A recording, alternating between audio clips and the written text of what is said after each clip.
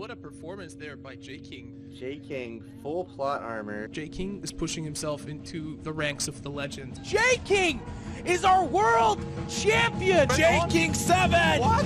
The back-to-back Kards world champion! Hello guys, welcome back to another video, and today I'm going to be going over all of the cards for the upcoming mini set for Kards Air Supremacy. So before we hop straight into the cards, let's just look at a quick overview of the expansion. So Air Supremacy takes off this September. The official release date has now been announced as September 23rd, which is the Tuesday of recording this. It's probably out if you're not watching this the day of or the day after this video comes out. And the mini set is going to have 19 brand new cards, a reserve rotation, and they say and a balance patch. The balance patch has already come out. We've been playing with that for the last 3 weeks. There's not an additional balance patch. This is just an old article. But it says, following the armored warfare and tanks of blood and iron and the naval warfare of naval warfare, it's time to take the fight to the skies. Air Supremacy brings air power to the battlefield, new strategies, familiar nations, and a fresh focus on air units. So expect a lot of air-themed cards that are going to try to push air-themed decks. And then we can see each main nation is getting one elite, one special, one limited, and each ally nation is getting one limited. So 3 new cards for the 5 main nations, 1 new card for the 4 minor nations, and none of them are standard. So this is a very expensive set. Now, how do you get them? You can either get them in core packs, so they will be just added straight into the World at War set, which means they will show up in core packs. They will be in national packs. Obviously, you can craft them with wild cards, or you can buy one of the bundles for diamonds from the shop to just get all of them immediately. And there are no new mechanics in this release, but you can expect fresh synergies and creative new ways to build around air units and aerial support. So, anyways, enough about that. Let's look at the actual cards and see what air decks we're going to be getting in this new set. So, first off, and we're going to go through these by nation since there's only 3. So, starting off with Germany, let's look at the German Elite, which is Salamander. It is a 4-credit 2/3 fighter, 1-op with Blitz. So stats, very, very unappealing. 4 credits for a 2/3 fighter with Blitz is bad. This is not... It's like kind of on rate for a card nobody would play. Like, it's not that dissimilar from Hurricane, which is a 3 credit for a 3/2 Blitz, but with 2 operation cost. Now, obviously, this is an elite, so we're looking at the text below the Blitz, and that is, remove from battlefield after it attacks until the start of your next turn. So a lot of people are calling this sort of a mini comet of sorts, and that's valid. That's very much how this functions. So if it attacks into a unit and it dies, it just dies. Like, if it attacks into a 3-attack unit, it will just die. It doesn't disappear before combat damage is dealt. However, if it hits a 2-attack or less unit, or it hits into the HQ, it will just vanish from the board, and your opponent can't interact with it in any way, and then at the start of your next turn, it will reappear with Blitz to attack again. So, obviously, this is very, very powerful, because against a deck with no guard, this is essentially, you pay a 4-credit upfront cost, and then after that, it is just 1 credit for 2 damage to the HQ every single turn until you win. And Germany has a lot of burn strategies, so that's pretty effective. And unlike Comet, you don't have to repay the full cost, because Comet is 6 credits every turn to deal 4 damage. This is 1 credit every turn to deal 2 damage. So, in a lot of ways, this is way more credit efficient than Comet. Now, there's a few things which are worth noting that make this a lot worse than Comet. So, for example, once you play this on the board, you are essentially tapped a credit if you want to keep this alive for the rest of time. You've essentially lost a credit slot, almost, in order to keep this alive, which means if you play this on turn 5, and then you attack with it on turn 5, and then attack with it on turn 6, and then attack with it on turn 7, but then your opponent has flooded the board and created a bunch of threats, and then on turn 8, you have to play Capitulation to not die. You can't attack with this and play Capitulation at the same time, which means you either have to let this survive, or you have to not play your on-curve crazy board clear, because you're greedied out on keeping Salamander alive. Whereas Comet, you could just be like, oh, I'm just not going to play Comet this turn because I want to use my credits somewhere else. The other thing is that this is much more vulnerable to Guard. So again, with Comet, if your opponent plays Guard, you just don't play Comet and you play something else until the Guard is gone. With Salamander, if your opponent plays Guard and there's nothing to attack into to keep it alive, well, suddenly you're not attacking with it and then your opponent can remove it. So there's a lot more counterplay to Salamander than there is with Comet, because if your opponent can stop Salamander for a single turn, it gives them an opportunity to remove the card. Whereas with Comet, if you stop Comet for a single turn, they just don't play it, and then as soon as their opportunity arises later, they start smashing you in the face. The other thing that's really important about Salamander is this is a very cheap enabler for suppression. So suppression is the 1 credit suppress a unit, draw a card if you control an air unit. Obviously very, very powerful, very, very popular. And Salamander, if you just permanently have a Salamander on the board, you just permanently have a 1 credit suppress draw card, which is very, very, very good. So it makes it easier to run suppress in a larger number of German decks, or at least it's easier to run a larger number of suppress than you previously did in a larger number of German decks, because you're definitely going to be running Salamander. So this card it's good. You're going to be throwing it into most German decks, definitely any type of German control, because again, it can just repeatedly deal 2 damage to units over and over. If you're playing against an aggro deck that is running a lot of 2-1s, 2-2s, 2-3s, you can just be absolutely farming them with Salamander. And if you're playing any type of burn strategy, you're definitely going to want Salamander, because yes, it gets countered pretty hard by Guards, but not every nation has access to Guards, and not every deck is going to be running Guards. And also, you're going to be probably running 3 or 4 suppress, so you're going to get through at least a handful of Guards. So the deck that you might not want to run this in would be like a Heinz type of deck, where you're not really focused on burn as much as board presence, and your board presence is focused around tanks, not air units.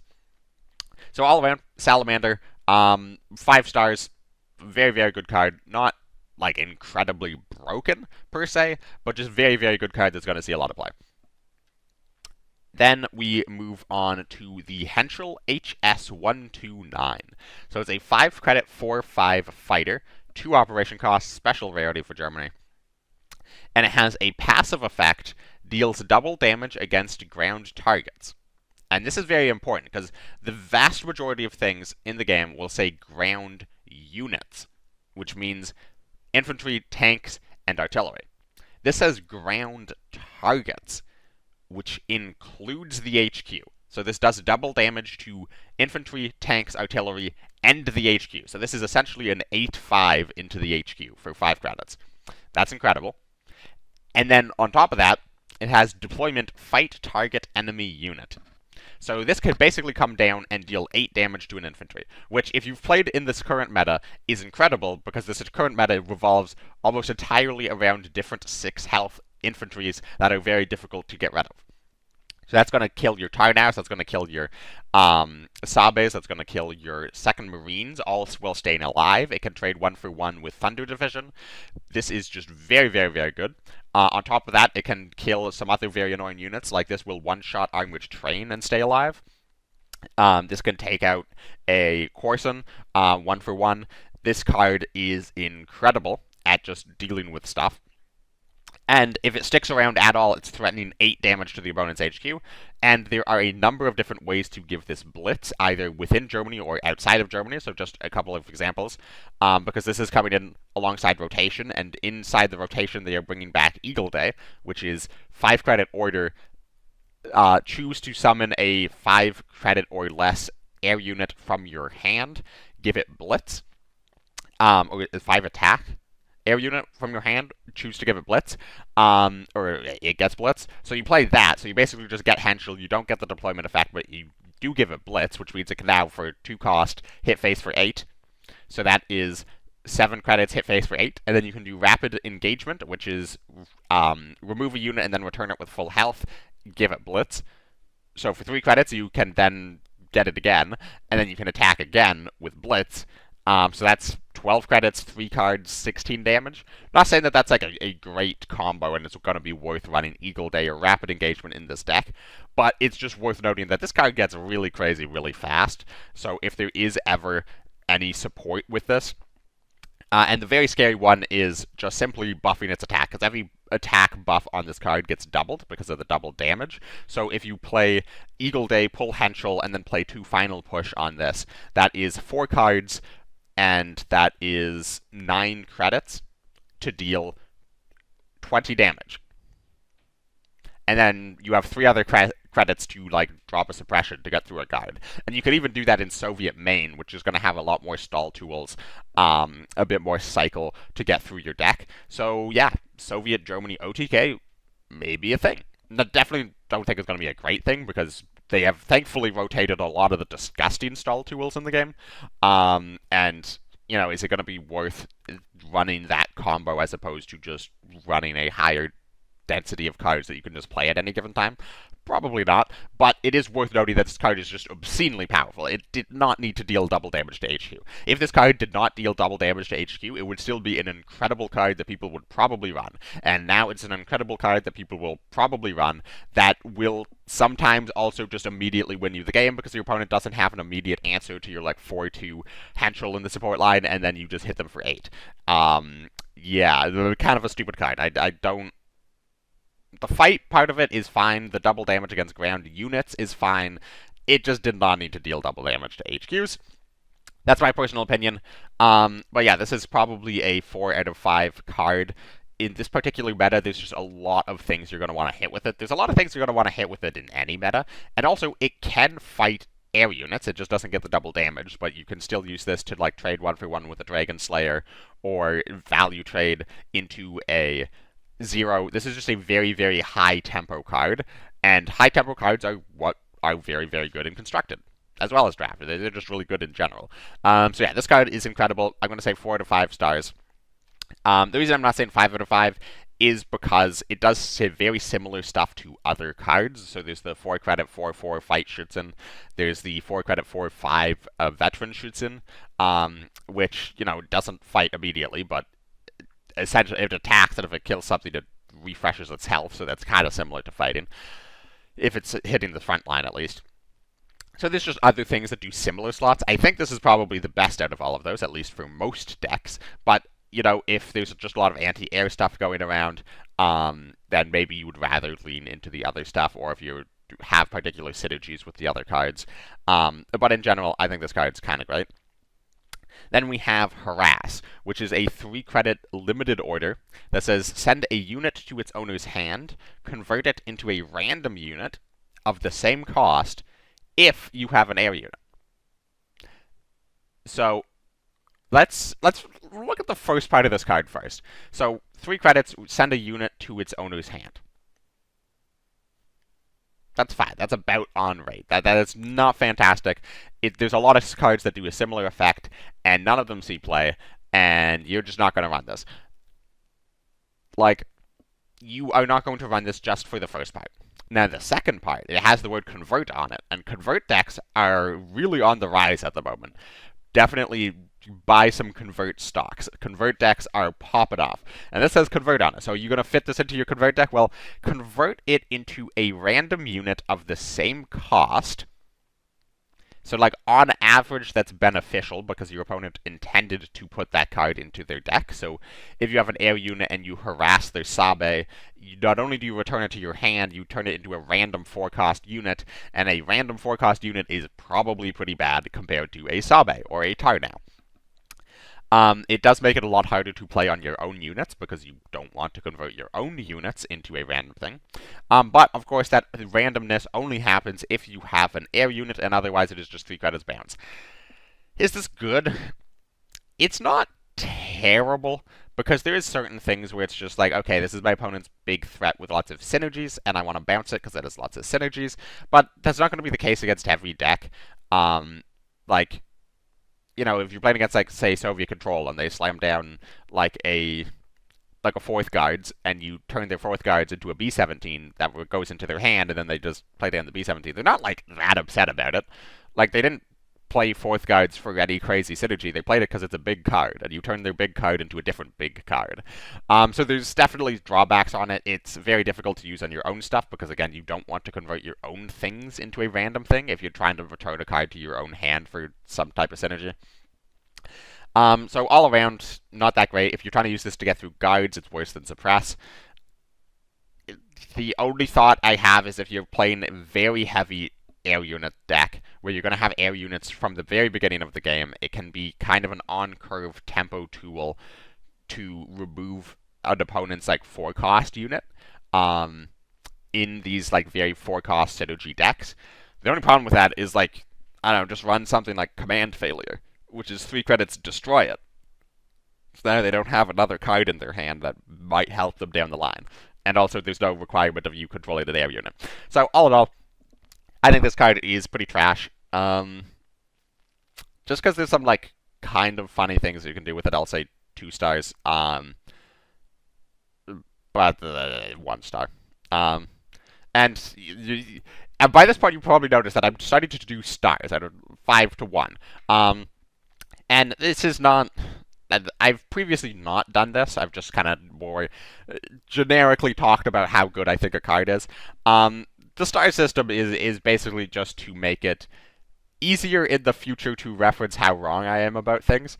Because it's much easier to look back and be like, oh, I said this card was 4 stars and it sucks. Or I said this card is like 1 star and it's actually really good. Rather than having to go back and look at the video and I'm like waffling about potential playability of a card. So yeah, the stars is not anything you should take to heart. It is more really just setting myself up for future content. But that is what we have for Germany. So again, just going over what we have for Germany. Salamander, great card. Very much going to be a staple in almost every German deck moving forward. Henschel, very good card. Probably going to see a lot of this guy. Harass, pretty bad card, not going to see anything. Now, the other question I want to have after we look at each of the cards for each deck is, does this support air strategies particularly? Because this is Air Supremacy, and they talked very much about supporting air strategies in their release. Salamander, I mean, it's good in an air deck, but it's not pushing you towards an air deck whatsoever. This is just an incredible card that you would play in every deck. Henschel, absolutely not pushing you into an air deck for any reason, unless you are using it with like an Eagle Day, which is technically an air card to set up an air-based OTK. And Harass, this one is the one that is pushing you towards air deck the most, because Harass with the random convert is much better than Harass without the random convert. Unfortunately, this card sucks. So, all in all, Germany didn't really get pushed towards air, particularly. Like, they got 2 new good air units, and like maybe that's going to see a slight uptick in the amount of suppression being run. But yeah, it's not particularly pushed air for Germany here. So now let's move on to Britain. So Britain's elite is Whirlwind, a 6-credit 6/6 fighter with 2 operation costs. So it's the Spitfire Mark V body, and it has the additional text of, when the enemy targets or attacks this unit, deal 3 damage to their HQ.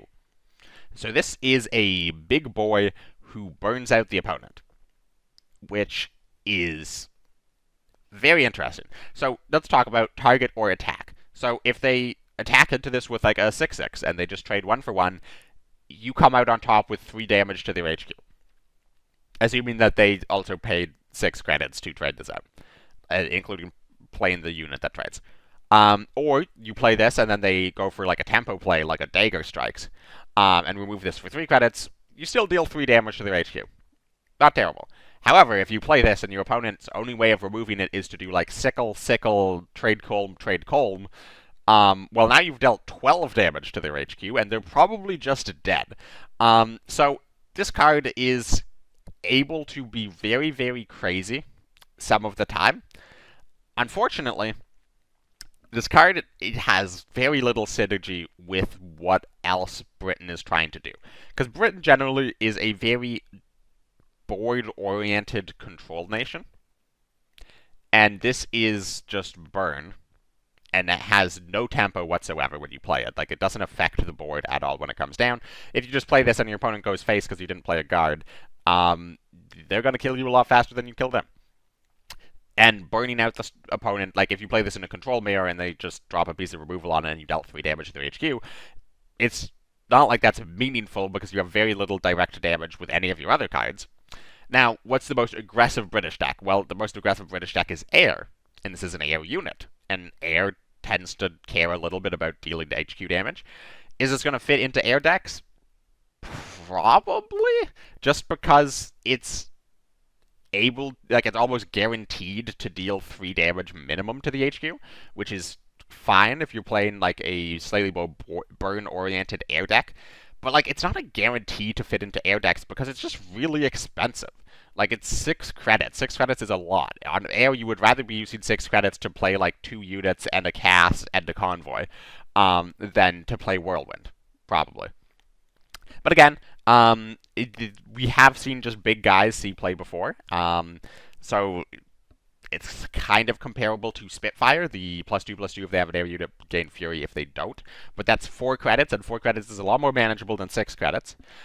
But I think you are going to see a fair amount of this played in just random British control decks, because there's a lot of Timmies in this game, and Timmies love to play big units that have fun effects. And this is a fairly fun effect for the player playing the card. So do expect to see like a fair amount of guys just like slamming this down in like Brit main ramp or Brit main handlock, because it's big, and you know, it's going to be very good into certain decks, and it's going to be very bad into other decks. And that's classed into a, there's a lot of British elites that are very much like that, where it's just like a big chunky guy that's going to be good like 30% of the time and pretty bad 70% of the time. Now, I think this is going to be much better. He's going to be good much more than 30% of the time. I just don't really see the vision with this card. So I'm going to say 3 out of 5. I think it's going to see play in fringe decks. I don't think it's going to push any deck whatsoever. However, I also think in the possibility of either Britain gets slightly more burn-oriented cards in the future, or Air decks get slightly more popular, and there's a lot more control going around, so you start running Whirlwind to counter the control with Air. That's absolutely possible. So this card is capable of seeing play in the future. I just don't think we're going to see a whole lot of it now. And I think, honestly, Britain is probably struggling quite a bit at the moment. After the Commandos nerf, Britain's not really favorable too well into just the absolute dominance of Japan meta right now. So, yeah, I don't think this is really going to help them. Well, let's look at their next card, which is Tiger Moth. So Tiger Moth is a 3-credit 1/3 bomber. So you're basically playing Swordfish and then 2 additional credits on top of the Swordfish for its deployment effect. And its deployment effect is give a friendly unit +1 defense, and then change its attack equal to its defense. So its deployment effect is naval support, which is the set of units attack equal to its defense, but you get an additional piece of it. And for the 1 additional cost compared to a naval support, you get a 1/3 bomber. Now, I don't think that this can target itself, because deployment effects can't target itself, so you do need another unit on the board. But this is pretty good in a couple different decks. This could just be good in a sort of guard-centered deck that's just running a lot of low attack, high health units as just like a guy that keeps your guard alive and also turns it into a threat. Now, it can also be very, very good in an air deck, because this does not specify specifically ground units or anything. So if you're playing an air deck and you drop your Swordfish and you drop your Gladiator, and then on turn 3 you drop your Tiger Moth, target your Swordfish, and it turns Swordfish from a 1/3 into a 4/4. That's pretty good. Now, unfortunately, it costs 3. If this card costed 2, it would be absolutely insane, and air would be off to the races. Now, it costs 3, which is a bit trickier to work into air, just curve-wise, because you need 4 credits to play this on the unit that's already on the board, and then attack with that unit. And it falls off pretty hard if your opponent has, like, done a partial board clear. So, like, you know, if your Swordfish gets put down to a 1/1, this is give it +1/+1 for 3 credits, and that's probably worse than just playing Sea Embargo to give it +1/+1 for 2 credits, and then picking, like, an air unit of your choice rather than getting the Swordfish body. But that's neither here nor there. So all in all, how good is this card? It's a very good effect, but I find it difficult to imagine the control deck where you can afford to spend 3 credits doing this and can afford to run a card slot for this without just getting rolled over by aggro. unless you're just running really defensive cards, and then Tiger Moth is like your win condition almost by like making a Black Watch into a 7/7 Fury or something. And then in air decks, it's good, but like I think it's one of those cards where you're kind of considering it, sort of like now where you're like, okay, what number of sharks and not erratos, albacores. What number of sharks and albacores am I going to run in this air deck? You're very rarely stacking 4 of those, and with Tiger Moth included, you're very rarely going to be stacking 6 of those, I think. And I don't think it's abundantly clear that Tiger Moth is substantially better than Shark or Albacore. I do think you're going to see a lot of people testing it out in air, and I think it's absolutely possible that this card ends up being a 1 of or even a 2 of in air, in like the sort of the best build of meta air. I again just don't think this is really pushing the needle on making Britain air good. This is just like another card that's good if you can get the board. The issue Britain Air is having is it is struggling to get the board, and this isn't helping particularly. But it's a very, very good card. Star rating 3 out of 5. I don't think I can say 4 out of 5 for this, so I'm also going to say 3 out of 5. And I'm also going to drop Whirlwind. No, I'll keep both of them at 3 out of 5. Then we get to the limited for Britain, and that is Pound, a 1-credit order. Deal damage to a ground unit equal to the total attack of your air units. So let's think about this for a bit. One, this is pretty funny compared to a couple other cards. I think it's not Barrage. There's a card that Bomber Run. I think it's deal 2 damage if you don't have a bomber, deal 4 damage if you do have a bomber for 2 credits. Now, obviously, that can deal damage if you don't have something, but yeah, Pound seems a lot better than this. Pound is an interesting comparison to Air Superiority, which is 1 credit if you control an air unit, deal 3 damage. If you don't, deal 1 damage. Now, if you play a Swordfish on turn 1, Pound on turn 2 is dealing 1 damage. So that's a lot worse than Air Superiority. In fact, it's basically like Air Superiority, but you don't have the air unit. Now, if you play, like, you have 2 Swordfish and a Gladiator and a Cass, so you have, 3 2/4 units on the board, and then your opponent spends their entire turn to play down, like, a big guard in the way, or they slam down a Whirlwind, or a Spitfire, they get a 6 health fighter in the way that's going to block all your bombers, and then you Pound for 1 credit, deal 6 damage, and you nuke their fighter off the board, and you go face for 6. That's incredible. So this card is very, very good in air, but it's less good in the early game, which is very, very interesting. It does mean that in the early game, especially if you're going for if you have a fighter start, you can lean more into just buffing your units on board rather than trading if you have Pounds, because you're like, well, in the future turn, I'm just going to be able to use Pound to kill their big thing now, and I don't have to worry about damaging it with unit attacks. So that's quite good. So all in all, this is a very, very good card in air. I'm going to say 4 out of 5. I'm not going to go all out and say 5 out of 5, because I think, well, this frees up air to try out different nations, and I think this works a lot. This makes Italy ally with Britain for an air deck much better, because previously Italy, the thing that it lacked was more tempo plays. Like, obviously you have the Regia Aeronautica, you have the big 5-cost board clear, but that's not really the issue with air.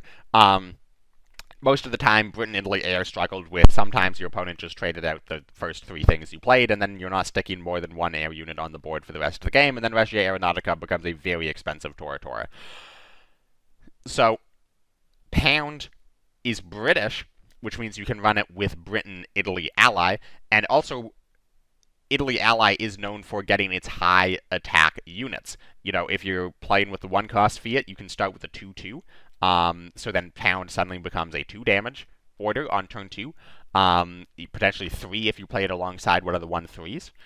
Or if you're just playing this with Machi, which is the 2/2 that gains +1/+1 for each other air unit you control. Say you have 2 Gladiators and you slam down a Machi, and now Pound can go for 6 damage on like turn 3. That's great. Absolutely great. So this basically gives an air sup like card to Italy ally, which was definitely what it was lacking. Because you'd be like, okay, Italy ally surely must be better than Japanese ally because of the Bocces, because of the Regia Aeronautica, because of the Wolves of Tuscany. Unfortunately, Japan has air superiority, so it still wasn't abundantly clear if air superiority was just better than all of those Italian cards. And I know that there's a lot of Brittany air enjoyers out there who are probably like, what do you mean it's comparable? Like, no, obviously Italy is like by far and away the best ally for, or Italy is by far the best ally right now for Britain Air. I don't know. Like, I know you are having success with it, but if you just ran a very similar thing, but with like 2 Aichis and 3 air superiorities, and then maybe like a Take Liberty or an Akagi, would you be having more success? Maybe. But Pound basically allows other nations to have a similar effect as air superiority.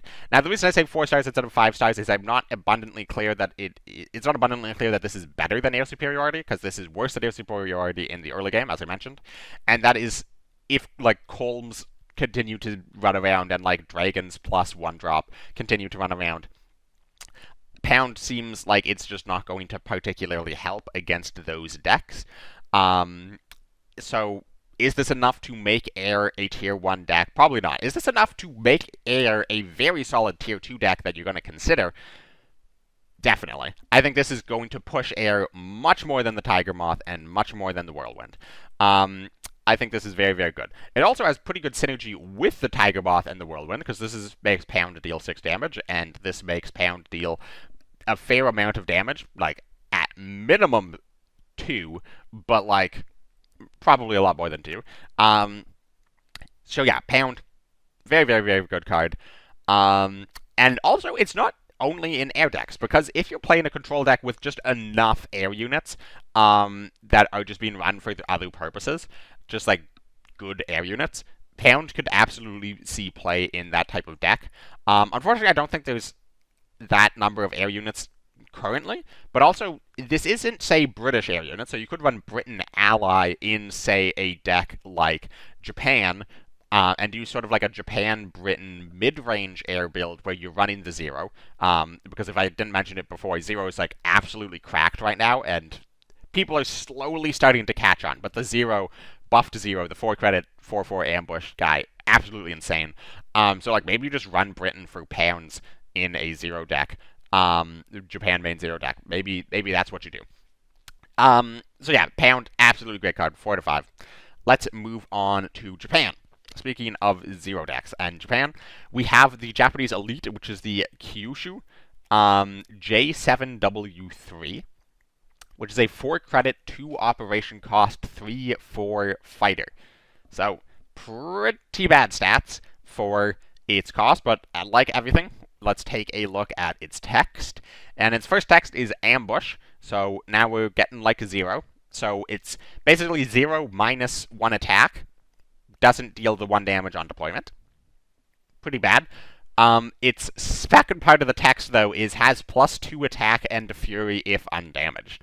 So this plays down as a 5/4 fury ambush fighter, which is absolutely insane.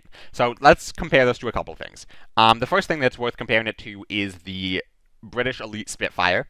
When that came out, it was it had Fury innately, and then its deployment was if your opponent has an air unit, get +1/+2. So it deployed as a 4/4 fighter and a 4/4 Fury fighter, and if they had an air unit, it deployed as a 5/6 Fury fighter. And it was absolutely broken. Absolutely broken. It was insane. Now, some other cards to compare this to might be Shiden, where it's the 4/4 ambush blitz fury fighter for 5 with 3 operation cost. Now, obviously that has blitz, so for like 11 credits you can hit face for 8 from hand, and this does not have blitz. And there's ways of giving this blitz, and we'll get to that, but this does not have blitz innately. However, a lot of time with Shiden, you just played it out on turn 5 because you had nothing else to do, or your opponent probably couldn't deal with it, and you were just putting a big, scary 4/4 ambush fighter on the board. And that was terrified, and sometimes just won you games.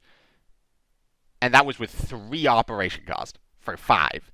So this is 1 less operation cost and 1 less cost than Shiden. And you slam it, and it's a 5/4 Fury. Now, obviously, if your opponent drops a sickle onto this, it becomes a 3/3 ambush, and it loses Fury, and it loses the 2 attack. So that's a lot worse. So basically, this card is just like you slam it on the board, and if your opponent doesn't have an immediate answer to it, or at the very minimum, an immediate way to damage it, you probably just lose the game, because you're hitting them for 10 for 4 credits on the following turn. So in short, I hate the design of this card. Because basically, you just play this card out on turn 4, and you say, I deal half your health on turn 5 if you don't have an answer immediately. And I get it. Constructed is all about playing threats and having answers. And sometimes, if you don't have an answer, you're going to lose. And that's like that for basically every card in the game. But most cards are like, hey, if you don't have an immediate answer, I'm going to start getting a value edge. Or I'm going to start getting an increasingly larger and larger tempo edge. And that tempo edge is going to allow me to push face damage, and that face damage is what's going to allow me to close out the game later. So, yeah, everything in the card game is going to be about threats and answers. However, very little cards are, I play this on turn 4, and if you don't have a threat, I win the game next. Or if you don't have an answer, I win the game next turn. I don't like that. That's just game design. Ambush also makes it very hard to deal with this with units. So if you don't have, like if you're not like a control deck with lots of like sickles and extended barrages or whatever else you're playing, if you're just relying on units, odds are on turn 4, you're going to have 2 units that can reach the support line. And that's not even saying like deal 4 damage to it. That's literally just to get it damaged, period, to avoid it dying on turn 5. Probably not, and especially not if you're gonna be playing Jagro and throwing units into the front line. Now, obviously, this falls off later in the game if you're top decking as Jagro against a control that has guards and it has like a huge hand, and you play down in Kyushu and they just like absolutely smack it with like their 4th guards or whatever, or they kill it with their tank off of front formation. Actually, they can't kill it with the tank off front formation, because it's a 5/4 ambush. But it like obviously this falls off later in the game, so it's not like a absolutely broken cards at all stages of the game. But one, you can just run this with ways to give it Blitz. So you play Kyushu, and then Admiral Yamamoto to give it Blitz and +1 attacks. So now it's a 6/4 ambush. And then you play Honor. So now it is a 10/8 ambush with Blitz and 2 op. And then you attack twice. That is 3 cards, 12 credits, 20 damage. That is pretty good. Now, obviously, is that like we talked about the Eagle Day with the Henschel, how good is that OTK deck going to be? I mean, it relies on 2 different elites, and it's Japan main only. So, probably not that good, and you also don't have the leftover credits to drop like a suppression or anything, to get through guard. So, yeah, I don't think Kyushu OTK is going to be a particularly powerful deck right now in Standard. But again, I'm just worried about slamming the turn 4 Kyushu on the board and saying, like, I win if you don't have an answer. And yeah, absolutely, you're going to play this in Jagro.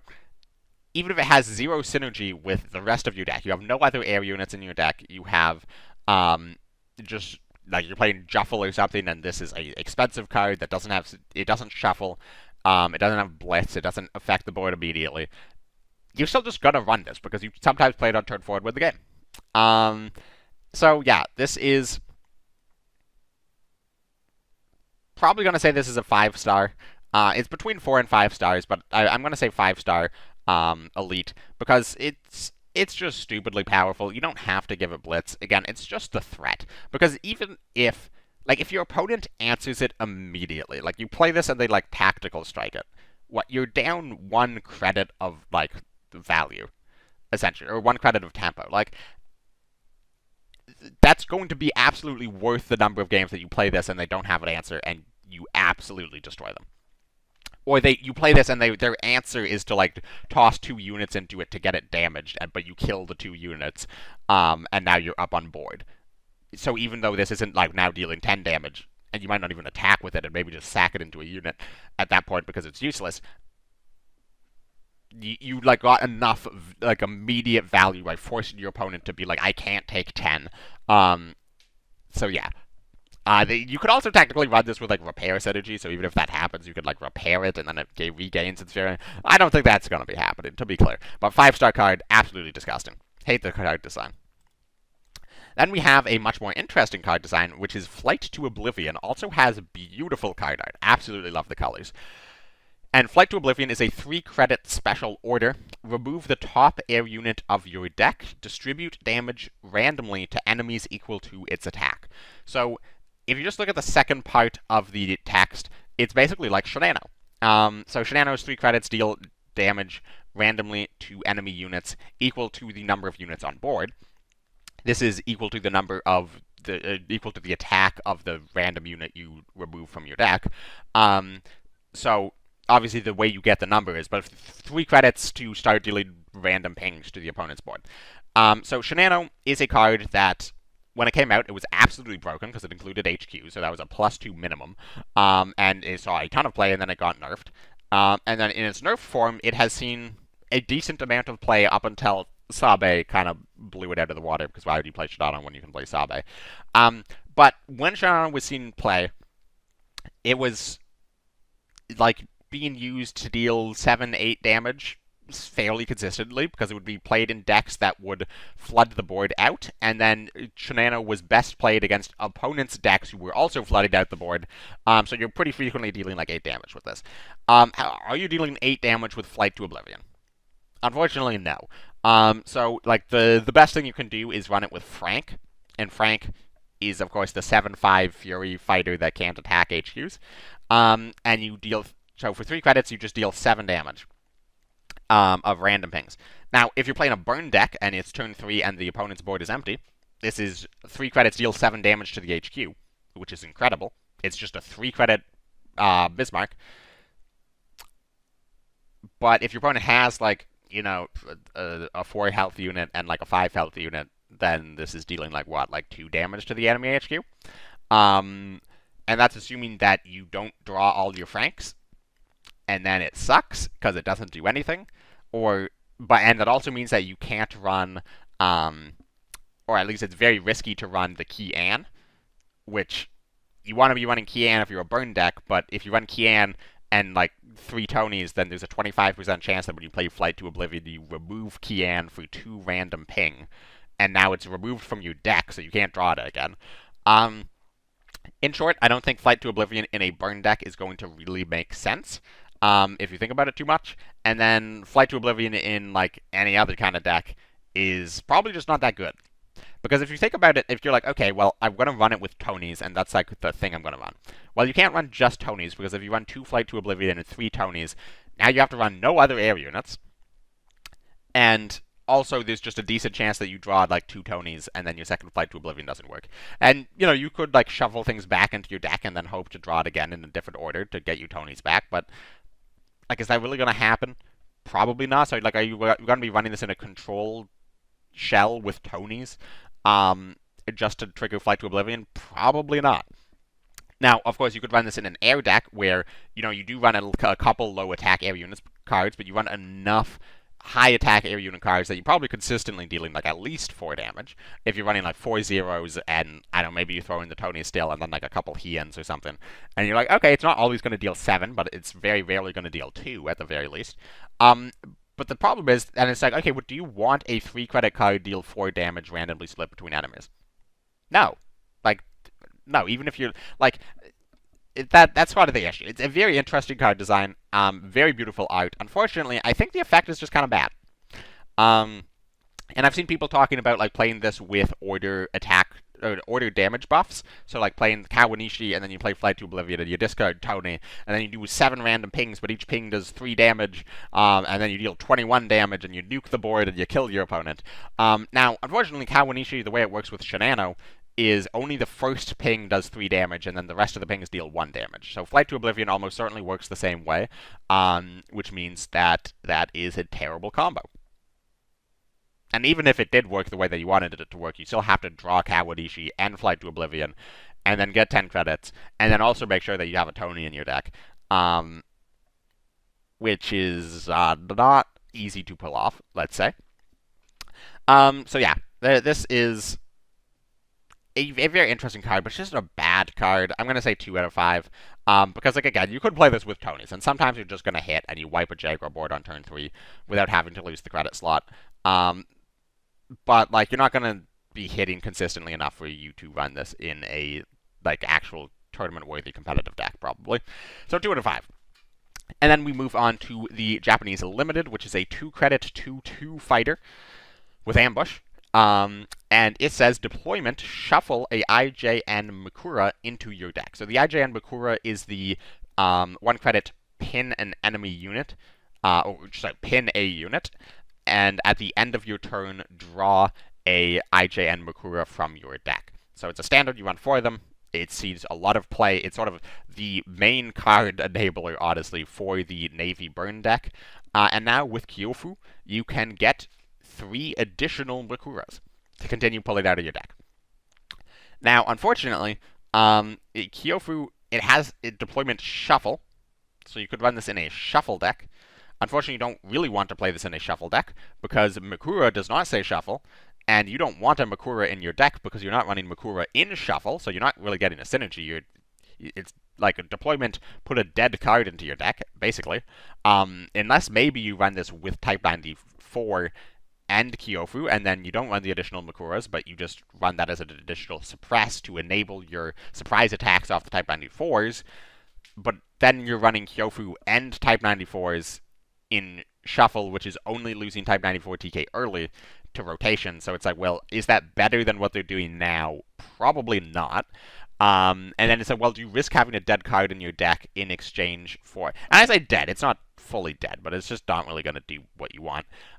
Is that worth it for the 2/2 ambush fighter? Because ambush is a very powerful keyword, especially if you're going to start bumping up the stats on this card with your motorizes.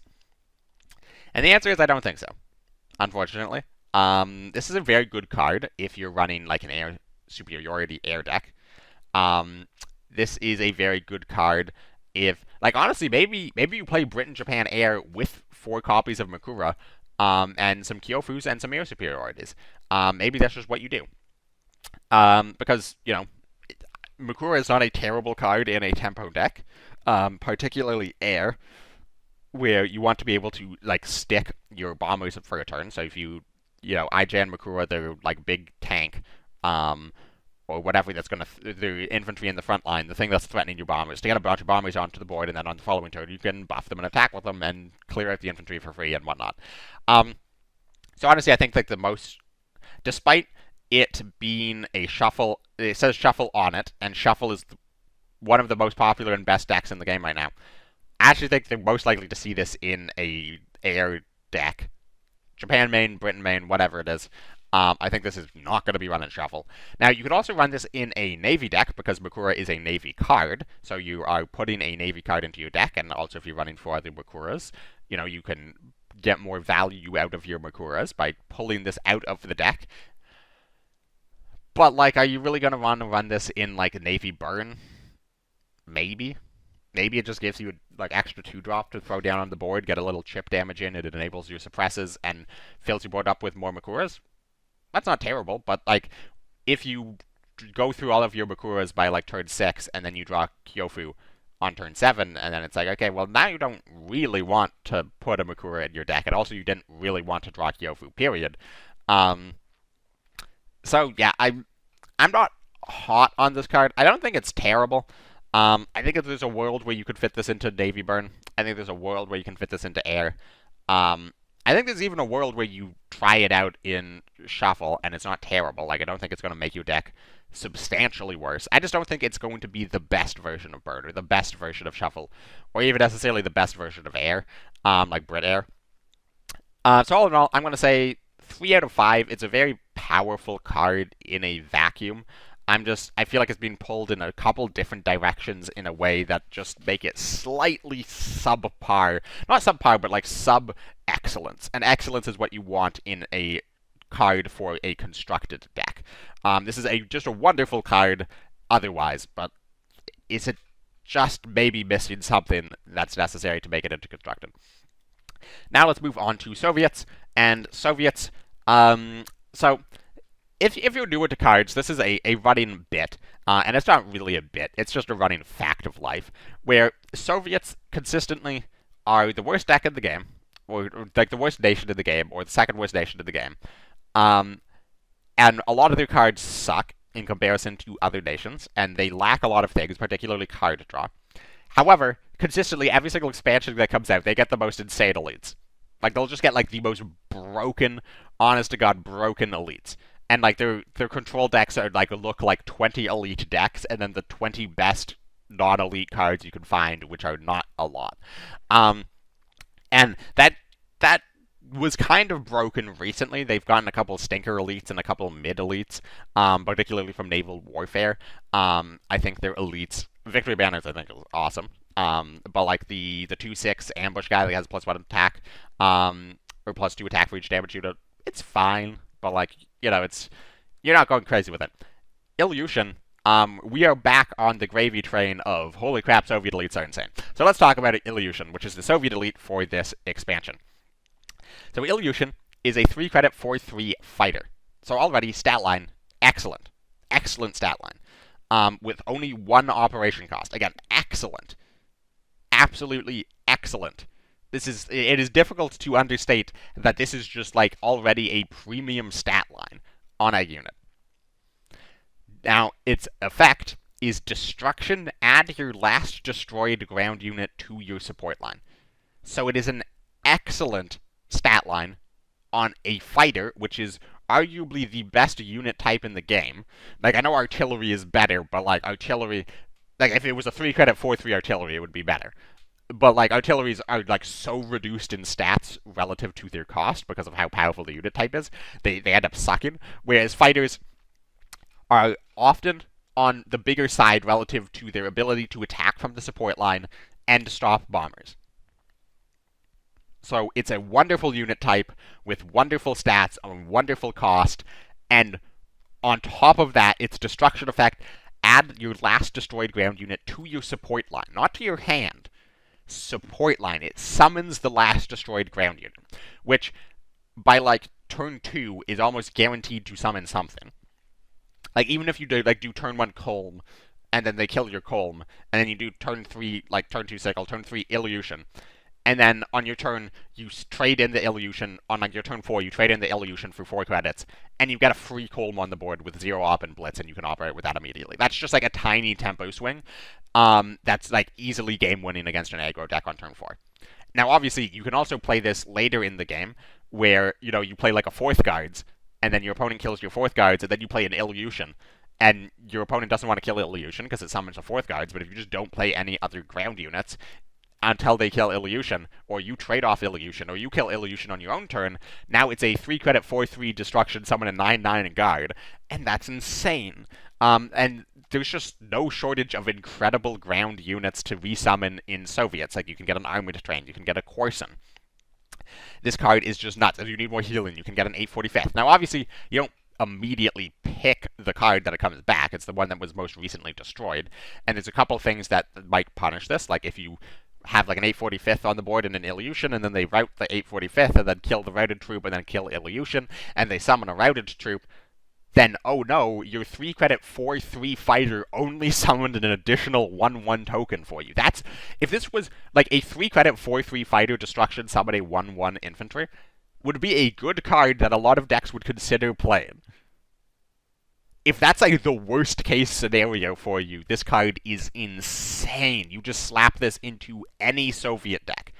Any Soviet deck. You're playing Soviet aggro? Great. This is just additional board presence that can swing face for 4 very easily. You're playing control? Great. This is capable of generating obscene value, or it's capable of shutting down an early game by just getting very rapid tempo.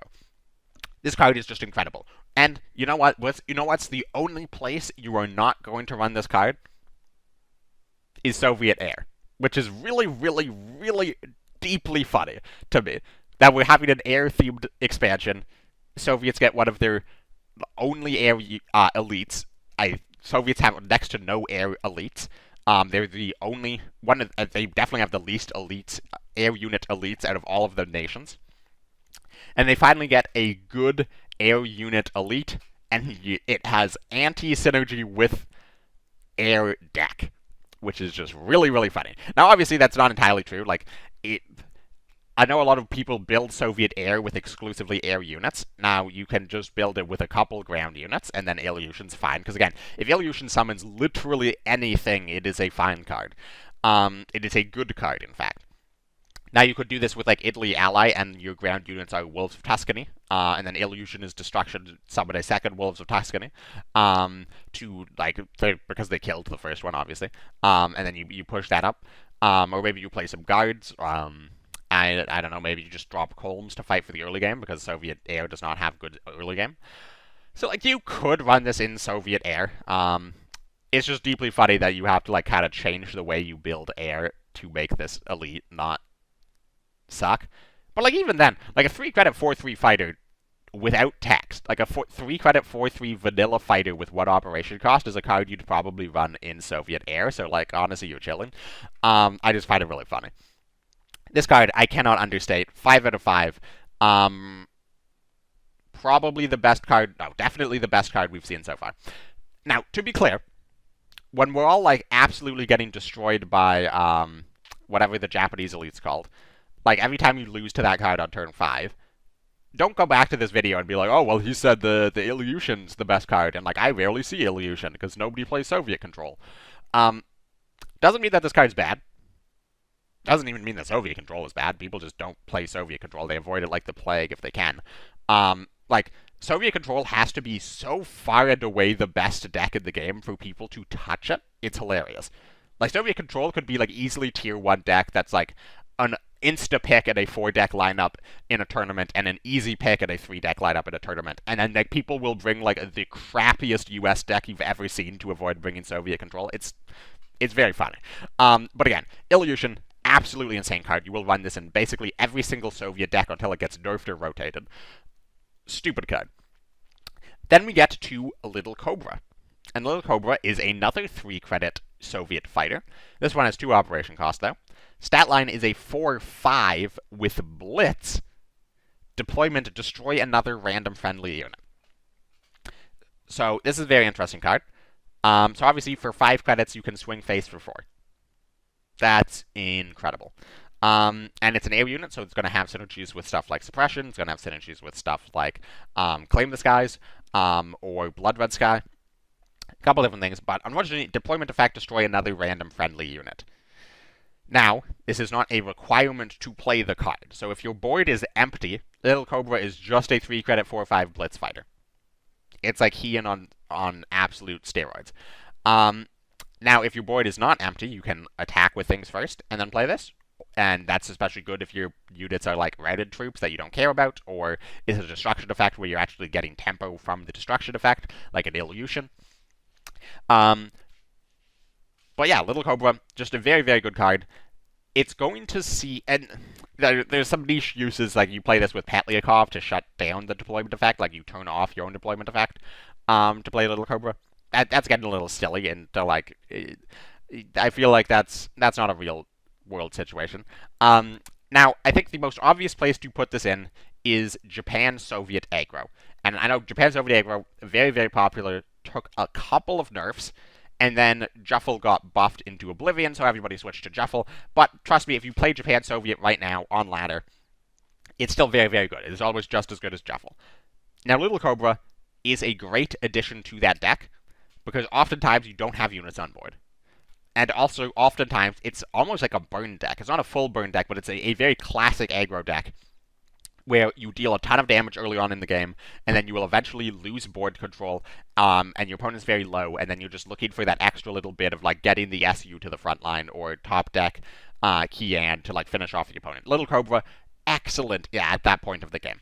Now, the question is, do you want to run this on top of the SU-100?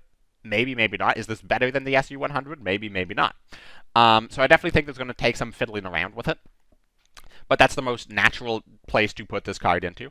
I don't think you probably want to run this in a Soviet air, just because you're not going to have, like, easy ways to get around this deployment effect. And Soviet air is all about building as many Soviet units on board as possible to trigger your Blood Red Skies to maximize the value. So you don't really want to be, like, killing your own units to burn out the opponent. That's kind of not how the deck plays at all. But, like, is this good enough to run in Soviet control? Like, if you just don't have units on board, like, aggro has blown you off the board, and then you just drop a Little Cobra, claim the skies, trade off 2 things, and you're chilling for very, very cheap, that's That's not bad. Absolutely not bad. So I think this is a baby in control and a very likely in Soviet aggro. So yeah, all in all, 4 out of 5 star card. This card's like honestly insane. It's just Soviet, which is unfortunate. But 4/5 stat line is very good as well. I think this card is honestly better utilized as a tempo play, rather than a like face race play. Because like 4/5 you can trade into some things, and you're chilling. Or you can like deal 4 damage to the HQ, but like you'd rather be a 4/5 than a 5/4 because it's harder for your opponent to remove on the following turn, increasing the odds that you can swing again for an additional 4. So all in all, very, very good card. But again, hard to run in Soviet air. Whoop. So because I accidentally went back, let's again take a look at the nations we've seen so far on how good they are with air. Germany, as I mentioned, not really running air. Britain, I think pound is enough to make Britain air. Definitely something worth looking at. Japan, Kyushu doesn't have like necessarily air synergy specifically. Flight to Oblivion is just unfortunately not that good of a card, and Kyofu, maybe you run it in air. Japan, not that far into air. Soviets, Illusion, hard to run in air. Little Cobra, hard to run in air. And then we have their limited, which is Out with the Old, a 1-credit limited order, which is trigger the destruction effects on a damaged Soviet air unit, and then convert it into a Yak 9. And the Yak 9 is the 4/5 2-op fighter with destruction, draw a card. Well, draw a Soviet card. So, if you have a damaged air unit, if you have a damaged Soviet air unit, you can convert it into a Yak 9 for a single credit. Well, that would be really good if there was consistent ways of getting damaged Soviet air units. And because the main playable Soviet air units are Ilyushin, Yak 9, and Chaika, all of which have destruction effects, normally if you just converted it, you would lose the destruction effect, which is kind of terrible. It just says trigger destruction effects first, because it doesn't need a destruction effect to work, it just needs to be a damaged Soviet air unit. But 1 credit, turn it into a Yak 9. You're going to get high-rolled by this deck occasionally. Like, your opponent's going to play turn 1 Polycarpov, turn 2 sickle their own rush on Polycarpov, destroy your 1-drop, and then they turn it into a Yak 9. And, now your opponent has a 4/5 that's going to beat you down and also draw a card once you eventually kill it, which is incredible. Unfortunately, that is a not particularly likely situation. I don't think that this card is going to be consistent enough or good enough to be worth running in a Soviet air deck. And if you are not a Soviet air deck, it's absolutely not worth running because it is Soviet air unit only, which means you can't play this in like a Soviet ally Brit main air deck on British cards. So yeah, this is just like a hyper-specific card that I don't think is going to be that good. Do you play it in a Soviet air deck? Maybe. Like, you're probably running 4 rush. And if you're running 4 rush, you might as well throw it a couple out with the olds, I guess. Because, like, your deck is so bad that that's how you need to win the tempo, is by cheesing the opening to get, like, a huge guy early. I guess. The issue is I don't think that this makes Soviet air particularly better. Like, I don't think this is going to make Soviet air good. So I don't think we're going to see a whole lot of out with the old. I'm going to say 2 out of 5. Then we get on to the USA. So the US Elite is Tiger Cat, which is a 6-credit 5/5 fighter. So this with 2 operation costs. So this is sort of the FW stat line. 6-credit 5/5 fighter. Not bad. Absolutely not bad. Now, what does it do? So we saw the British get Whirlwind, 6-credit 6/6 fighter with a passive effect. This similarly has a passive effect, which is at the end of your turn, add a SBD3 Dauntless to your support line, which is the 3/3 2 operation cost bomber with heavy armor 1. So realistically, unless it dies immediately to a countermeasure, Tiger Cat is a 6-credit 5/5 that summons a 3/3 bomber with heavy armor 1, which is 8/8 of stats across 2 bodies. One's a bomber, one's a fighter, and the bomber has heavy armor. That is insane value for a 6-drop. Absolutely insane value for a 6-drop. And if they can't kill the Tiger Cat, it's just going to continue to print bombers over and over and over until you win the game. This is an incredibly high priority target to kill. Now, unfortunately, what deck are you putting this into? Because obviously it's a great card in almost any deck. Like, even if you're playing frontline, like an aggressive frontline, you probably consider, at the very least, putting in a Tiger Cat just because of the stupid value you get by playing this on turn 6. And, like, it's, like, you can suppress it, but you still get the bomber. So it's not like the... Oh, I'm blanking on the name of it, but the 7-cost 6/6 fighter with destruction, give everything +2/+2, and draw 2 cards. That one, you just play it and then they, like, suppress it, or they bounce it. Tiger Cat, they suppress it or bounce it, you still have the bomber. And it also costs less. And also it puts more stats on the board. Yeah, Tiger Cat, incredible card. Unfortunately, it is an incredible card for a very, very weak nation at the moment that has no... that their struggle wasn't really getting big units. US's struggle is removal, early game tempo, and like not even like late game value, but like late game value in the way that you want it, like the front formation way, where you just get like a big guy at the start of every turn for free, or the Blitz Doctrine way, where you get like tiny buffs on everybody over a long period of time. Like, the problem with US is their like late game value is just by playing expensive big units, which are not good against wide boards, which is something that the US already struggles with. And like Tiger Cat is, it's good enough that it's going to see play in any US main ramp deck. It's going to see play in any US main control deck. USA main air deck, certainly.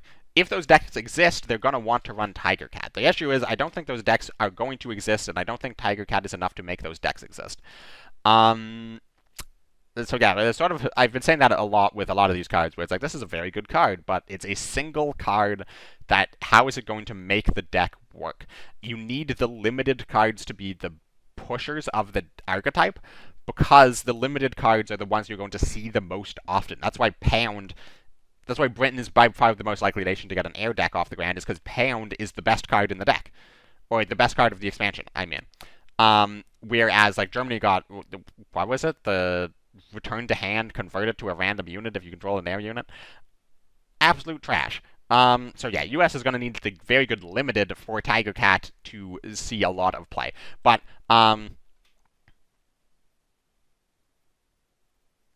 it's very difficult for me to say that this card's anything less than a 5. And it's a weird 5, because it's a 5 out of 5 that's going to see very little play at the moment, because I don't think this is going to make USA good. I think USA is going to continue to suck, so you're going to continue to not see Tiger Cat. And you're going to, like, the times you see Tiger Cat, it might be like the USA player did absolutely nothing, and they're completely blown off the board, dead lost by turn 6, and then on turn 6 they slam down Tiger Cat, and then you kill them. And you're like, well, Tiger Cat sucked, because they played it, and then I killed them. And it's like, well, that's not Tiger Cat being bad. That's them having lost the game before turn 6. Because the rest of their cards are bad. So again, Tiger Cat, 5 out of 5. However, it is not going to see a lot of play immediately. Then we get to Seahawk. Seahawk is a 3-credit 1/4 fighter. So, terrible stat line, 1 operation cost. Passive effect, enemy cards deal 1 less damage. This is an insane, absolutely insane piece of card text. So, that means if your opponent plays Bloody Sickle, 1 damage, 0 damage Bloody Sickle. It doesn't actually deal damage anymore. It also doesn't deal damage to you, funnily enough. It's just 1 credit, draw a card. Your opponent wants to attack into this with their Schützen. Well, actually, their Schützen only does 3 damage now, because this affects unit attacks on board as well. Your opponent wants to trade into this with 2 cavalry regiments. Well, they each deal 1 damage. You can't do that. Yeah, your opponent wants to drop a wave after wave to clear your board of 4 health guys. Well, your wave after wave's only dealing 3 damage. Sorry. The potential disruption of this effect is insane. It's also great anti-aggro, because this is basically just Jasko on steroids. Like, the effect is the Jasko effect on steroids. Now, unfortunately, this doesn't have smokescreen, which makes it, like, that's sort of the big thing that makes Jasko great, is it's harder to remove. But yeah, this stops damage. This lowers damage to the HQ, this lowers damage into trading you out, this lowers damage on removal, including AoE or single target. This lowers damage on passive effects, so this, I don't know exactly how this is going to work with Sabe, so I don't know if this is going to make Sabe deal 0 damage for every shuffle effect, or if this is going to make Sabe deal 1 less than it normally would. But at the very least, this is going to damper Sabe, at the very least. Absolutely insane card. Now, unfortunately, it's a 1/4 body on a fighter in USA. So how is this going to work out? Because it's still very vulnerable to a lot of things. Like, you play Seahawk and then they raid and brigade it, and your Seahawk did nothing. Or you play Seahawk and then they play Suppression, and now it's a really crappy body. That being said, because they're not always going to have an answer to this, I think you absolutely play Seahawk, and I think it fits into a very large number of decks. Because its effect is so powerful. Like, if you're playing a control deck and you're a defensive deck, you play this, and then it makes it a lot harder for your opponent to kill you. However, if you're playing a tempo deck, you're playing a aggressive mid-range deck, or you're playing a Brewster's deck, or you're playing a deck where you're flooding the board with lots of units, Seahawk is going to make AoEs against you harder. It's going to make your opponent trading into you to take the front line from you harder. And it's not just them attacking into you. If you play Seahawk, and then you can attack with your units on your turn, and they'll still take 1 less return damage than they otherwise would have. Seahawk is an incredible card, and that's the great thing about it, is you can, because it works with you trading out your own units, it can get immediate value. You play Seahawk on, like, turn 6, and you have 3 credits to, like, make 3 trades and take 1 less return damage, and that's, like, the difference between losing 3 units or keeping 3 units.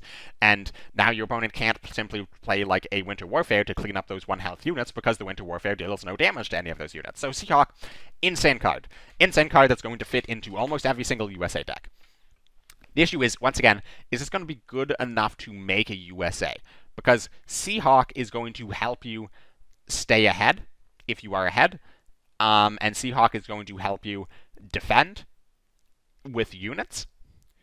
Now, unfortunately, if your units have all been just absolutely blown off the board before you can drop a Seahawk, or your Seahawk is immediately blown off the board because you play it and pass, because you have nothing else to do, and you just pray it sticks, and they don't have a way to get rid of it easily, that's not going to work out. So again, is this going to push USA into playability? It's absolutely pushing USA.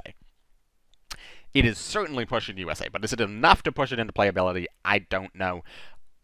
I'm going to take a swing and say Seahawk 5 out of 5.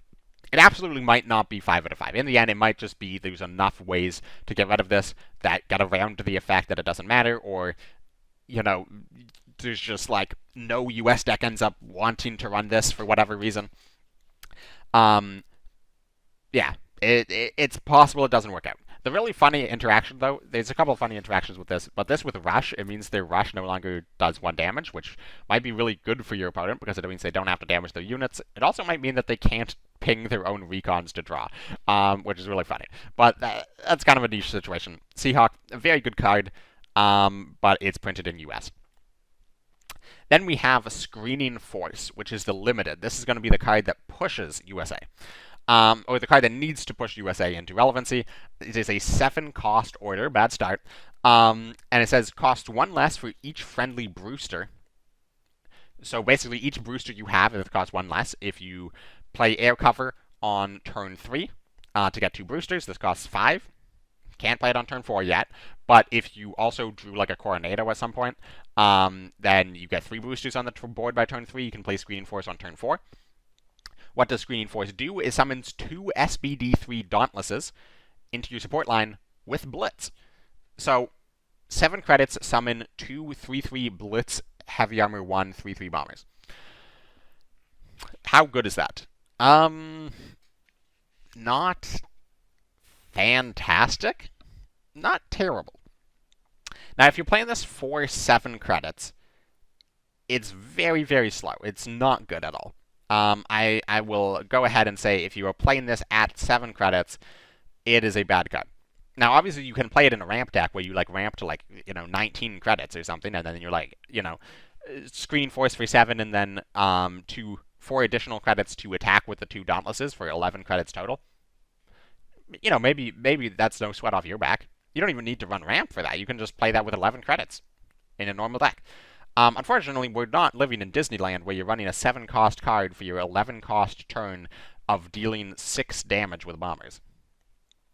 That's not a real world. Now, if you're playing this in a Brewster's deck, I don't think you're worried about getting the blitz off of these guys. I think you're just interested in getting a very cheap summon 2 bombers on the board card. Because if you can play this for 3 credits or 4 credits, this card's incredible. Absolutely, you would take a 4-credit summon 2 3/3 bombers on the board to help snowball. Unfortunately, that's kind of the issue, is you get units on board, you get to summon more units on board for cheap if you have units on board. So it's a classic just case of snowballing cards, where it's like if you are winning, win harder, and if you are losing, lose harder. And unfortunately, Brewsters have their fair share of issues trying to win. So Screening Force, it's a good card. Maybe you run 1, maybe you run 2, maybe you even run all 3. But is Screening Force plus Tiger Cat plus Seahawk going to be enough to make Brewsters substantially better than they currently are? And right now, they're fine. They're absolutely fine. They are a solid tier 2 deck. It's probably by far the best USA deck you can build, outside of USA OTK, but that's a whole other conversation. But is Screening Force going to push it more than to get past the hump of just getting farmed by Japan, or getting farmed by Crossfires and Routes and Germany? I don't think so. I'm just not that convinced by this card. I'm going to say 2 out of 5. Also because it's less flexible. So in a Brewster's deck, this is probably a 3 out of 5. Unfortunately, you don't want to be hard. A card gets worse if it only works in a very specific archetype. Because it's not even oh, this only works in a air deck. Because you're always going to have air units in USA.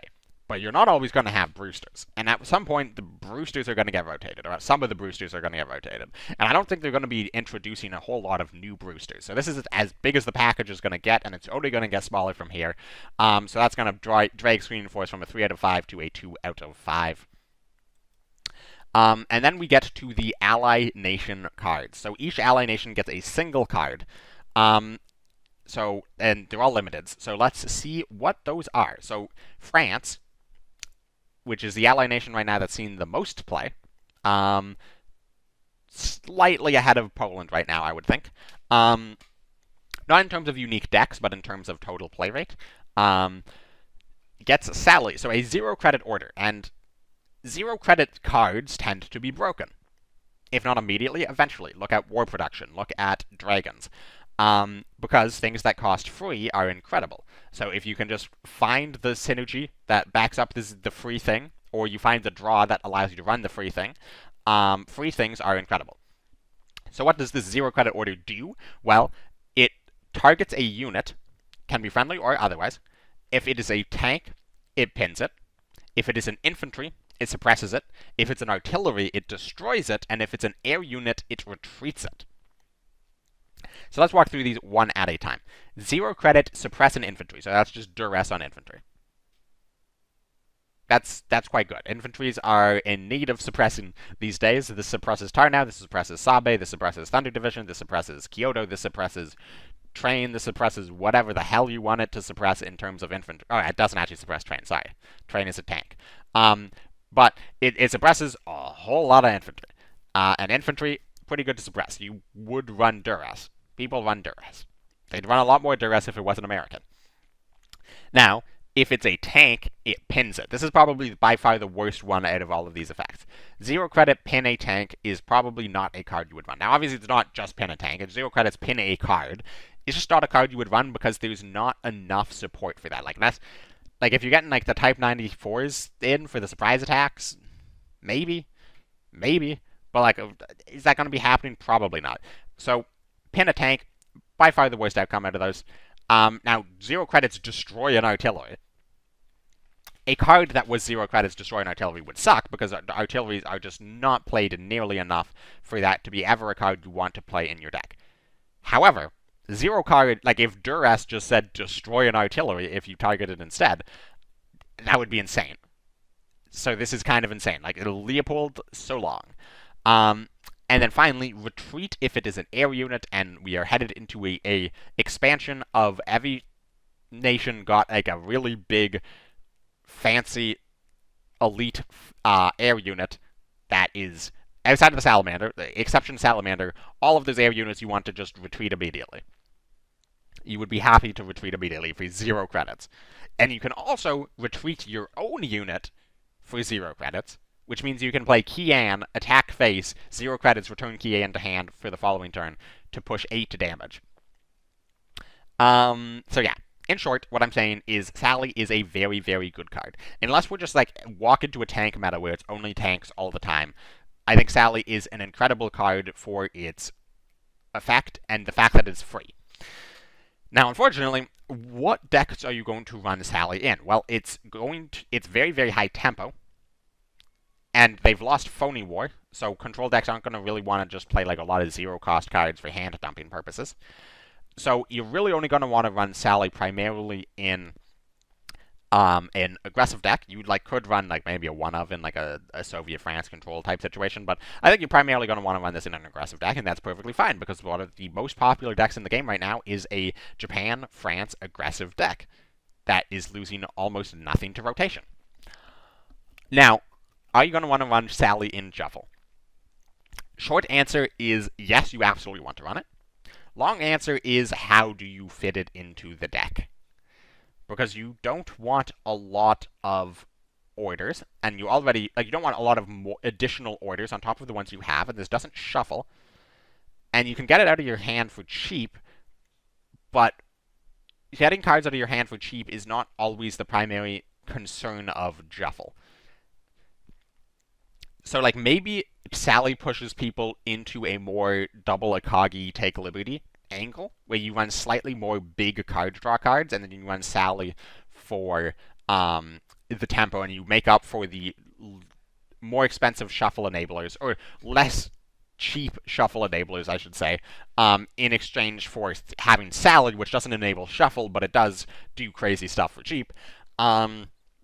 Maybe that's it, but I could also see a world where Sally is not good enough to move the needle on how you want to build Shuffle, and then like maybe you run one of it if you can fit it in, but like you're not changing your deck around to run 3 of these. And because it's not abundantly clear that you want to change your deck to run this card, I think that is a fair sign that this card is 4 out of 5 stars, where it's a very, very good card, but is it just good enough? And I'm not entirely sure. Then we have Italy. And Italy is losing Lion for a day. That's a pretty big deal from rotation. And Italy hasn't been seeing a whole lot of play recently, especially compared to Finland and Poland and France. So what does Italy get? What is Italy's one card? What is Italy's single card from this expansion? A single card, Sally. Incredible card. Incredible card. Italy, what does Italy get? What is their new flashy card with their new effect and their new synergies? Well, it's airstrips. It's a 1 credit order. Okay, 1 credit order. What tempo fancy stuff are we going to be getting with this 1 credit Italian order? Add Breda to hand and Roma on top of your deck. And Breda is the card from the last mini set, the 4 credit 3/3 bomber that deals 1 damage to all enemies. Enemy units? I don't know. You know, it's a fine card at 4 cost. This is 5 cost Breda, because you have to pay the cost on airstrips. And then you get Roma on top of the deck, and Roma is a card from Naval Warfare. It is a Navy card. It deals 4 damage, and it sets the top card of your deck to be Navy. So this is a Navy enabler. It's a 1 credit, put a Navy card on top of your deck, which is relevant for certain things. And then the Navy card it puts on top of your deck creates more Navy cards. So that's really good in a Navy deck. Unfortunately, Navy decks outside of specifically German-Japan Navy Burn have not proven to be particularly good, and I'm just not convinced that, like, you want to die on the hill of Italian Navy, because you could already run 3 Beta Som and 2 Roma from Italy ally, and then you're probably going to be running to run attack in the colonies, you're probably going to be running to run dagger strikes, maybe a Dechuba, or a naval engagement, and I don't think you're going to be wanting to fit in 3 airstrips into your deck.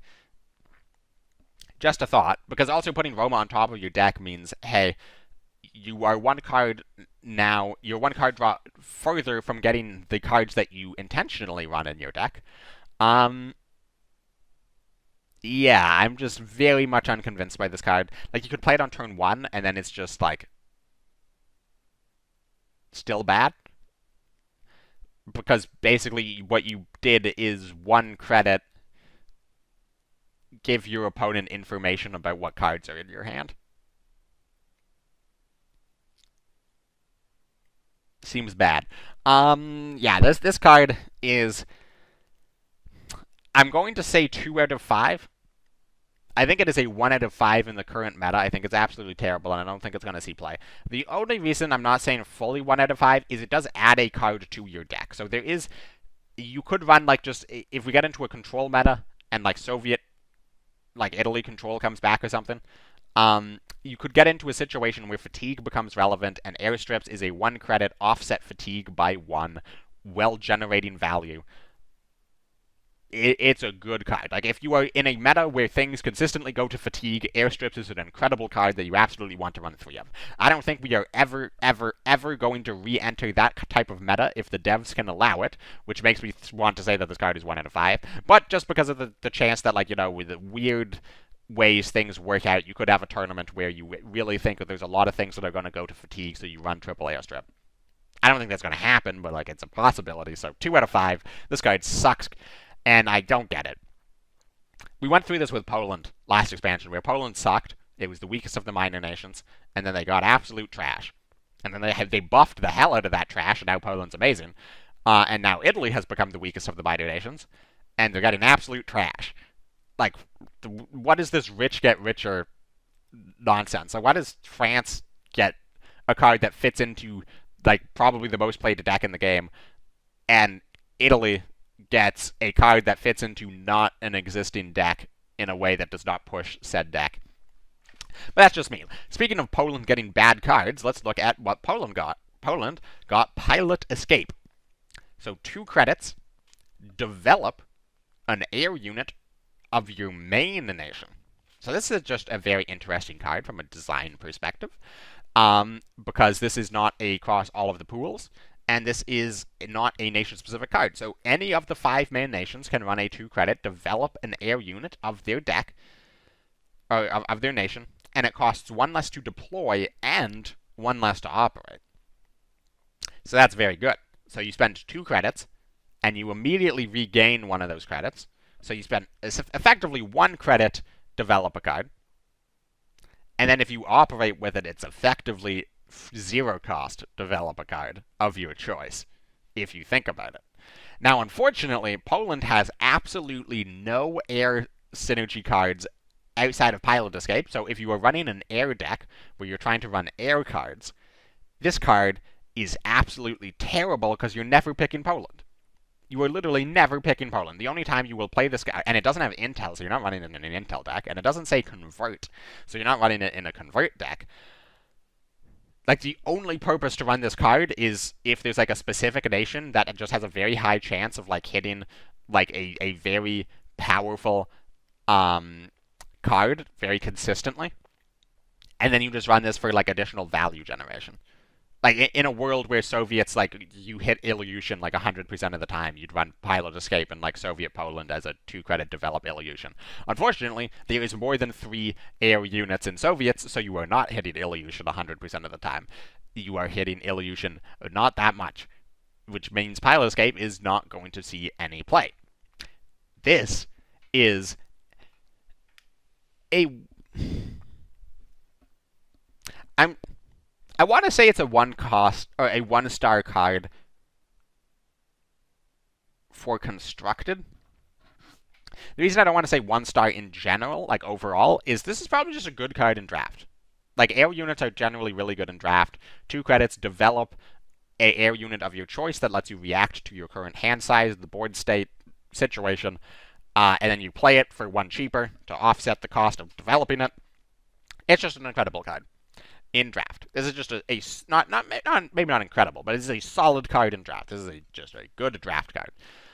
This card is never going to see competitive play unless Yank with Poland Ally becomes really popular, and you're using this for the develop synergy, or they remove enough air units from a major nation that you are very consistently hitting a handful of incredibly powerful cards that you want to play with Pilot Escape. And then also Poland has the cards that would make that running that deck with Poland Ally better than running it with other allies, which I just don't think is going to happen. So we're going to say 2 out of 5, but like caveat. And then last but not least, we get to Finland. And Finland gets the Fokker D21, which is a 2-credit 3-1 fighter, very interesting stat line, that reads, deployment, suppress target enemy unit. Very, very straightforward. It's just an M10 on a fighter body for slightly cheaper in Finland. Finland has basically no good air support, but this is not an air synergy card. This is just an air unit that you would run in a number of decks.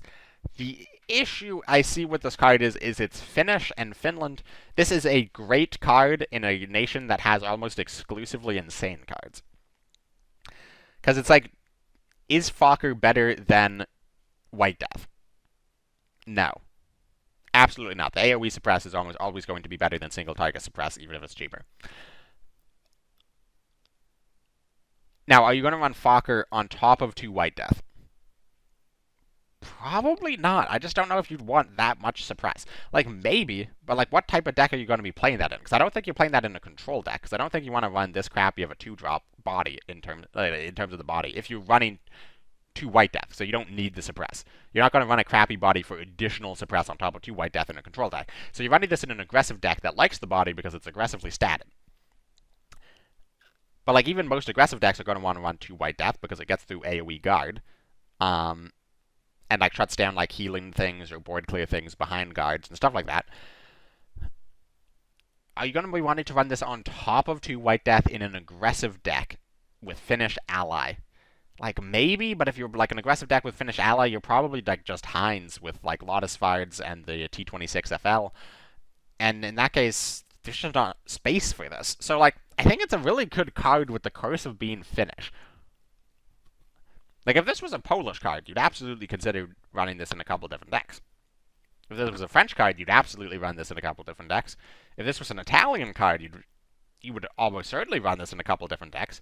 Unfortunately, it's a Finnish card, and it's just cursed by Finland being so good. So, all in all, the Fokker. I'm going to say 3 out of 5. I'm not that impressed with the body. Like, 1 health is just really bad. And I know it's front-loaded. You get the deployment effect immediately, and it's sort of, if it sticks around, it gets an insane like, 3 damage for 2 credits that already did something is incredible if it sticks around. The problem is it going to stick around on 1 health? Probably not. So, yeah, I'm going to say 3 out of 5. So, that is all of the cards for Air Supremacy.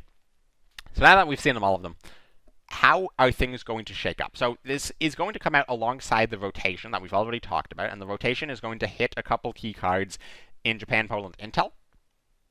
Not going to kill it. You absolutely can still play Japan, Poland, Intel, but it's going to hit a couple key cards. It's going to remove Type 94 from all of the Japan decks. And then it's removing a couple other stuff that's not that significant, I don't think. So in short, I don't think the meta is going to change a whole lot. I think maybe Air comes up as like a high tier 2, low tier 1 deck. It gives Britain something to play. And that's basically it. Like, Soviet control gets better, but people were already playing Soviet control. German control gets better, but people are already playing German control. Shuffle gets like slightly worse because it's like losing Type 94, and Type 94 is better than Sally, but you know, Shuffle is going to be Shuffle. Japan, Soviet, Rush is going to get slightly better with Cobra, probably. Yeah, I just don't think the meta is going to change a whole lot. Like, the cards in this expansion are going to see play. Not all of them, obviously, but some of the cards in this expansion are absolutely going to see play. Salamander is going to see play. Illusion is going to see play. Little Cobra is going to see play. It's just I don't think it's going to see play in new decks. I don't think we're going to see like a wave of air decks take over the meta. Like, it's not time to run for your 52Ks and Burning Skies. I think there's just going to be like 1 or 2 more air units in the decks that we already see than before. And like not even necessarily in a way that's going to make you want to like run hard anti-air cards. So all in all, it's kind of a weird expansion to me. I don't think it's going to have nearly as big of an impact as United Front, the last mini set that we got, because that set, just some of the cards were insanely powerful. Like Samua and Dragons, just made like German France, go through the roof. Well, it created German France. The Finnish boys and all of the like cards that Finland got from United Front, it created Germany-Finland discard. Yeah, and all the air synergy stuff that Italy got created Brit-Italy Air, even if that saw less play than the other two. United Front, what deck is it creating? Pretty much nothing. Like, and you know, an expansion of this size doesn't have to create new decks, but it's just kind of like a weird thing where it's like there's value in purchasing this expansion in that it's going to give you a lot of very good cards that are going to see a lot of play in their respective decks, like Illusion and Salamander, etc. But like, you don't need it because it's like, oh, every deck is going to be like, oh, you know, like this specific elite's going to make the deck like 1% better if you have it, but if you don't have it, you don't have it. So it's like, it's not like you need to buy it.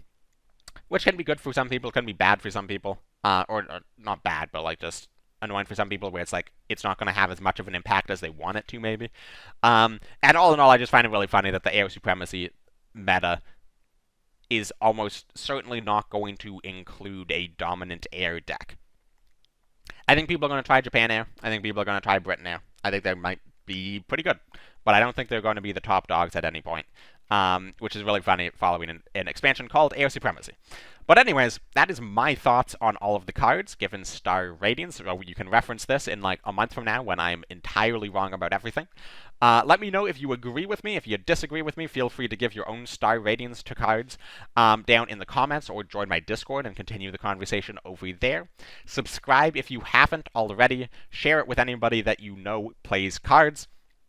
And I will see all of y'all in the next one. I have a couple interesting ideas coming up, and of course, when Air Supremacy drops on September 23rd, this Tuesday, I will definitely be playing it and making more content around it. So with all that being said, I will catch all of y'all in the next one.